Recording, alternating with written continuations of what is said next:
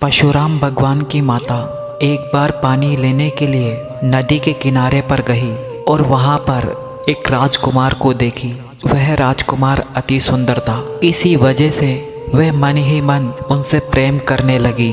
जब वह पानी लेकर वापस आश्रम पहुंची तब महर्षि जमदग्नि ने सोचा पानी लाने में इतनी देर कैसे लगी होगी। तभी उन्होंने अपनी दिव्य दृष्टि से सारा वृत्तांत देखा। उनको बहुत क्रोध आया और उन्होंने अपने सभी बेटों को अपने पास बुलाया और कहा अपनी माता का सर काट दो अभी इसी वक्त। सभी बेटे ये बात सुनकर चौंक गए और सोचने लगे ये कैसे संभव है। सभी ने अपनी गर्दन नीचे झुका ली और कहने लगे पिताश्री हम ऐसा नहीं कर सकते।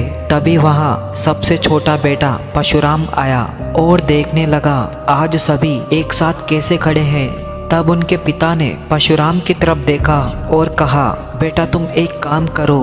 परशुराम सोच में पड़ गए ऐसा क्या काम हो सकता है जो मेरे बड़े भाइयों से नहीं हुआ, जो पिताश्री मेरे से करवाना चाहते हैं। परशुराम ने कहा जी पिताजी आज्ञा दीजिए। तभी महर्षि जमदग्नि ने कहा तुम अपनी माँ का और अपने भाइयों का अभी इसी वक्त सर को धड़ से अलग कर दो। यह बात सुनकर मानो परशुराम के नीचे से जमीन ही खिसक गई हो, जैसे उन्हें बहुत तगड़ा शौक लगा हो। कुछ देर बाद परशुराम ने धैर्य से सोचा। उन्होंने सोचा पिताजी के पास असीम शक्तियां हैं, अगर मैंने माता और भ्राता को मार गिराया तो पिताश्री मेरे से प्रसन्न होंगे और मुझे वरदान मांगने को कहेंगे। ये सोचते ही परशुराम ने अपने भाइयों और माता का सर धड़ से अलग कर दिया। ये देख महर्षि जमदग्नि बहुत प्रसन्न हुए और उन्होंने कहा कहो बेटा तुम्हें क्या वरदान चाहिए। तब परशुराम ने एक प्यारी सी स्माइल के साथ हाथ जोड़कर सर झुकाते हुए कहा पिताश्री आप माता और भ्राताश्री को माफ कर दो